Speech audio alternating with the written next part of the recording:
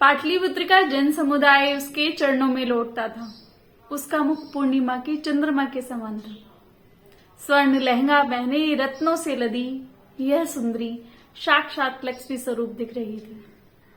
जी हाँ, ये परिचय है चंद्रगुप्त मौर्य के साम्राज्य में एक नर्तकी का। बीजगुप्त की प्रियसी चित्रलेखा विश्व सुंदरी हैं तथा उन्हें पवित्र नर्तकी भी कहा गया है। पवित्र इसलिए क्योंकि नर्तकी होने के बाद भी उन्होंने अपने संबंध सिर्फ बीजगुप्त के साथ रखे हैं। बीजगुप्त के प्रेम पाश में बंधी चित्रलेखा हर रोज अपनी शाम बीजगुप्त के केलिगृह में व्यतीत करती है। तो फिर अचानक से ऐसा क्या हुआ कि अपने जीवन के आधार बीजगुप्त को चित्रलेखा अपने से दूर भेजने पर उतारू हो जाती है। बीजगुप्त क्यों अचानक से अपने और चित्रलेखा के बीच में एक दूरी महसूस करने लगता है? अगर आप ये सभी जानना चाहते हैं तो इसके लिए आपको उपन्यास पढ़ना होगा। भगवती चरण वर्मा द्वारा रचित चित्रलेखा, जिसे आप एक प्रेम ग्रंथ भी कह सकते हैं, तर्क और वितर्कों के साथ आप इसमें प्रेम, वासना, पाप, पुण्य, सुख, शांति, जीवन सभी कुछ समझ सकते हैं। मैं आपको पात्रों से एक छोटा सा इंट्रो करा देती हूँ।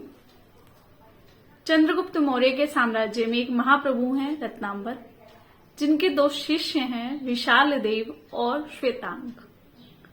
श्वेतांक एक दिन अपने गुरु से पूछते हैं पाप क्या है? तो रत्नांबर महाप्रभु कहते हैं कि पाप को परिभाषित करने की चेष्टा मैंने कई बार की, पर मैं आज तक नहीं जान पाया पाप कहाँ निवास करता है और पाप है क्या।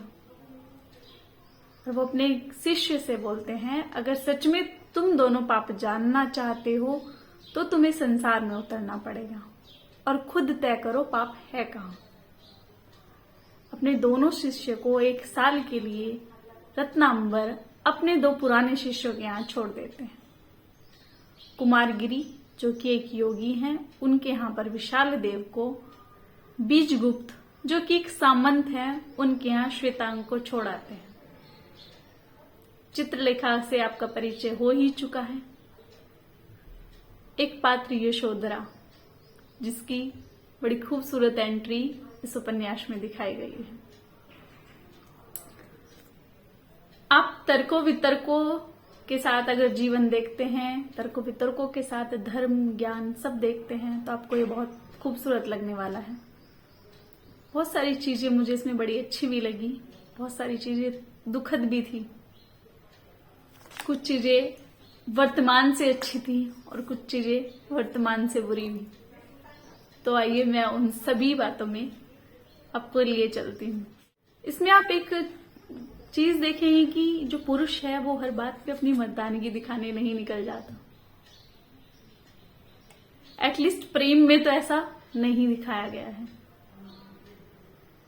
आप आज के प्रेमी जोड़े को देखेंगे कि अगर प्रेमी प्रेमिका एक दूसरे से अलग होना भी चाहते हैं तो एक दूसरे को नीचा दिखाने की भावना प्रबल होती है। तू मेरी नहीं हो सकती तो मैं तुझे किसी और की होने नहीं दूंगा। और अब तो दूसरी तरफ से भी यही संदेश आता है कि तू मेरा नहीं हो सकता तो मैं तुझे किसी और का भी नहीं होने दूंगी। यह भावना प्रेम में होना बड़ा ही दुखद है। आप बीजगुप्त और चित्रलेखा के प्रेम में इस भावना से बहुत ऊंचा उठ जाते हैं। प्रेम में ऊंचाइयां क्या होती हैं, बीजगुप्त ने आपको दिखाया है। अगर आप तर्क और वितर्क से जिंदगी, प्रेम, पाप, वासना, सुख, शांति सुनना चाहते हैं या पढ़ना चाहते हैं तो आपके लिए ये बहुत खूबसूरत ग्रंथ है।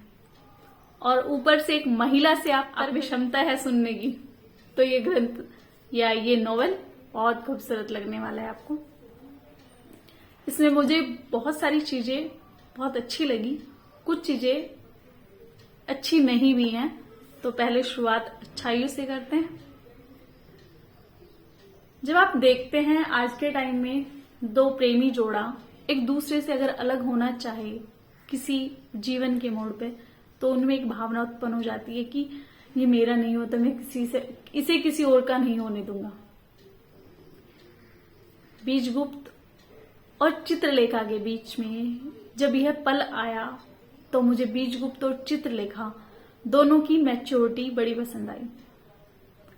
बीजगुप्त ने प्रेम में वो स्टैंडर्ड स्थापित कर दिए कि आप अंत तक बीजगुप्त की तारीफ करते रहे। हालांकि कमियां बीजगुप्त में भी थी, तो मैं ये चीज अच्छी रही कि यहाँ इंसान अपनी ईगो पर नहीं ले रहा है प्रेम को बांधा नहीं जा सकता। दो लोग ये समझ रहे हैं, तो आज के प्रेमी जोड़ी अगर ये चीज समझ पाए तो बड़ा अच्छा होगा। चित्रलेखा एक नर्तकी है और उसे किसके साथ संबंध रखना है ये उसका अधिकार क्षेत्र है।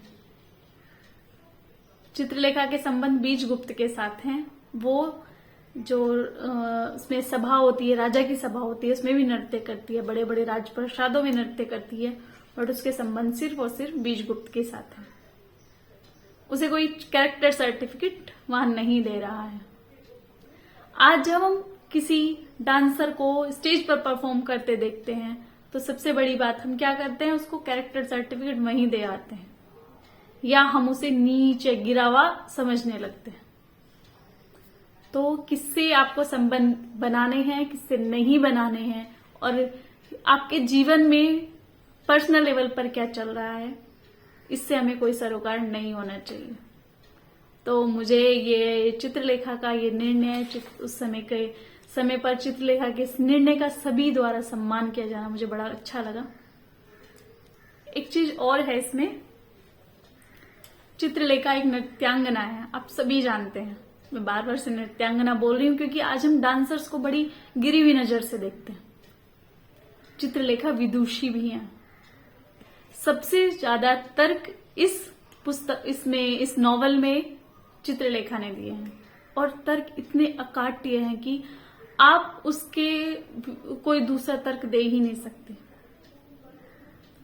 जब धर्म पर और नीति शास्त्र पर चंद्रगुप्त मौर्य की सभा में चाणक्य और कुमारगिरी के बीच में तर्क वितर्क हो रहे थे, और जहां कुमारगिरी जीत जाते हैं और उन जीते हुए योगी को एक नृत्यांगना हराती है अपने तर्कों से, तो पूरा जो जन समुदाय है या वो पूरी राज्यसभा है चित्रलेखा को सम्मानित करती है। चाणक्य चित्रलेखा को सम्मानित करते हैं।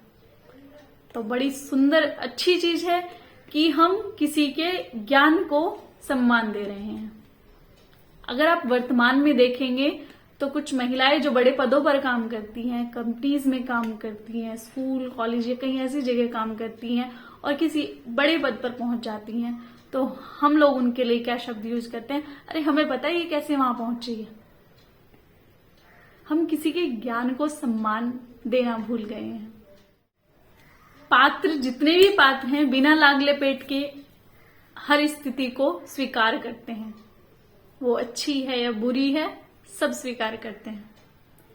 चित्रलेखा अपना मन श्वेतांक के सामने स्वीकार करती है, कुमारगिरी अपना मन चित्रलेखा के सामने स्वीकार करते हैं, श्वेतांक अपने द्वारा हुए अपराध को बीजगुप्त के सामने स्वीकार करता है और बीजगुप्त द्वारा से माफ भी कर दिया जाता है। तो मुझे एक चीज और लगी कि अगर हम कोई गलती करते हैं या कोई सामने वाले को वो स्थिति पसंद नहीं है, उसके बावजूद भी हम इसे स्वीकार करने की क्षमता रखते हैं। आज मैं यह लोगों में बहुत कम देखती हूँ या ना के बराबर देखती हूँ। ये तो थी इसकी अच्छाइयां। कुछ चीजें और भी हैं जो मुझे बड़ी दुखद लगी, और वर्तमान से जब मैंने इसकी अच्छाइयों की तुलना की है तो इसकी बुराइयों की भी होनी चाहिए। इसमें विधवा विवाह को निषेध बताया गया है, और अक्सर हम लोग बोल देते हैं कि हमारे धर्म में हमेशा से विधवा विवाह निषेध था, चंद्रगुप्त मौर्य के समय भी विधवा विवाह निषेध था, या और भी हम कोई चैप्टर उठाते हैं वहां से बोल देते हैं धर्म में विधवा विवाह निषेध था। ऐसा नहीं है। जब प्रभु श्री राम द्वारा रावण मारा जाता है तो उनकी पत्नी का विवाह विभीषण से हो जाता है। वहीं बाली जब मारा जाता है तो उसकी पत्नी का विवाह सुग्रीव से हो जाता है। हमारे धर्म में कभी भी विधवा विवाह निषेध नहीं था, तो आप इसे धर्म से मत जोड़िए। लेकिन परंपराओं को निभाते निभाते हम अब इतने रूढ़िवादी हो गए कि हमने महिलाओं की स्थिति कहीं ना कहीं डाउन करना शुरू कर दी। खैर, आज हम वहां से यहाँ अच्छी स्थिति में हैं कि आज के समय में विधवा विवाह निषेध नहीं है। दूसरा, एक और चीज इसमें दिखाई गई है कि जो नर्तकी चित्रलेखा है उसका वो प्रेम करती है बीजगुप्त से। पूरा संसार जानता है, पूरा समाज जानता है, पर उसके बावजूद भी बीजगुप्त उनसे शादी नहीं कर सकता। बीजगुप्त चित्रलेखा का परिचय जब श्वेतांक से कराता है तो वो कहता है यह मेरी पत्नी समान है। बीजगुप्त अविवाहित है, उसके बावजूद वो चित्रलेखा से शादी नहीं कर सकते। तो आप कह सकते हैं कि उस समय इस तरह के विवाह मान्य नहीं थे। आप प्रेम में हैं या नहीं है ये आपका निर्णय हो सकता था, लेकिन समाज में इस तरह के विवाह मान्य नहीं थे। खैर, मुझे लगता है आज के समय में ये सिचुएशन काफी बदल गई है। मैंने आपको बोला था कि ये पूरी की पूरी कहानी तर्कों और वितर्कों पर आधारित है। आप अगर तर्क सही में सुनना या पढ़ना पसंद करते हैं तो चित्रलेखा के तर्क जरूर पढ़ें। सुख और शांति पर चित्रलेखा जब कहती है तो आप उन्हें उनसे प्रभावित हुए बिना नहीं रह सकते। सुख तृप्ति है और शांति अकर्मण्यता, पर जीवन अविकल कर्म है, न बुझने वाली पिपासा है। जीवन हलचल है, परिवर्तन है, और हलचल तथा परिवर्तन में सुख और शांति का कोई स्थान नहीं है। ये लाइन मैंने आपको पढ़ के इसलिए भी सुनाई कि जो योगी जी हैं, आदित्यनाथ योगी, यूपी के सीएम हैं, उन पर अक्सर उनको टारगेट किया जाता है कि तुम योगी हो, तुम्हें जाके जंगल में क्या बोलते हैं समाधि लगानी चाहिए, योगियों का क्या काम है। तो इस जगह आपको समझना पड़ेगा कि जीवन कर्म है। छोड़ छाड़ के चले जाना ये जीवन नहीं है। जीवन में आप सुख और शांति संघर्ष के साथ ही स्थापित कर सकते हैं। बिना संघर्ष के कोई सुख शांति नहीं है। और धर्म में कभी भी जैसे बोलते हैं कि योगी का सत्ता में या राजनीति में कोई काम नहीं, हिंदू धर्म में योगियों ने हमेशा सत्ता संभाली है और उन्होंने वो राजनीति में हमेशा एक्टिव रहे हैं। दूसरा, जब धर्म और नीति शास्त्र पर चाणक्य और कुमारगिरी के बीच में जो तर्क हो रहे हैं उसमें भी आप चित्रलेखा से प्रभावित हुए बिना नहीं रह सकते। एक और चीज इसमें कही गई है कि मनुष्य परिस्थितियों का दास है और परिस्थितियां पूर्व जन्म से निर्धारित हैं, और पाप को भी यहाँ ऐसे ही परिभाषित करने की कोशिश की है कि पाप और पुण्य कुछ नहीं होते, सिर्फ परिस्थिति जन्य स्थिति होती है जहां हमें जो करना पड़ता है हम वो करते हैं। पाप से शुरू हुई यह कहानी अंत तक पाप को निर्धारित न कर सकी। मेरे मन में बहुत सारे सवाल पाप और पुण्य को लेकर आए। जब मैंने कहानी पढ़ी थी तो मुझे बड़ा दुख भी हुआ था कि सब चीजों को पाप और सिर्फ परिस्थिति जन्य कहकर टाल दिया गया। या तो चंद्रगुप्त मौर्य के समाज में उस समय में पाप होते नहीं थे, या भगवती चरण वर्मा ने पाप नोटिस नहीं किए। आज नन्हे नन्हे बच्चों के साथ बलात्कार कर दिया जाता है। आतंकवादी इतना आतंकवाद फैला रहे हैं, किसी का भी गला काट देना कितना सामान्य हो गया है। तो क्या पाप कहीं भी नहीं है? क्या पाप को हम इस तरह जस्टिफाई कर पाएंगे? खैर, लेखक इन सवालों के जवाब लेखक ने कहीं नहीं दिए हैं कि इस तरह के पाप को कैसे जस्टिफाई किया जाए, और ये पाठक की समझ पर छोड़ दिया गया। ये प्रश्न विचारणीय हमेशा रहेगा कि पाप क्या है। कुमारगिरी के अहम के टूटते ही सभी पात्र ठिकाने लगने शुरू हो गए, और पाप की परिभाषा से शुरू हुआ यह नॉवेल अंत तक पाप को परिभाषित नहीं कर पाया। परिस्थिति जन्य घटना बोलकर पाप को बिना परिभाषा के छोड़ दिया गया, या पाप और पुण्य में कोई भेद नहीं बताया गया। मेरा आप सभी से एक सवाल है, क्या नन्हे नन्हे बच्चों के साथ होने वाली अप्राकृतिक घटनाएं, बलात्कार, क्या पाप की श्रेणी में नहीं आते हैं? मुझे इस सवाल का जवाब नहीं मिला।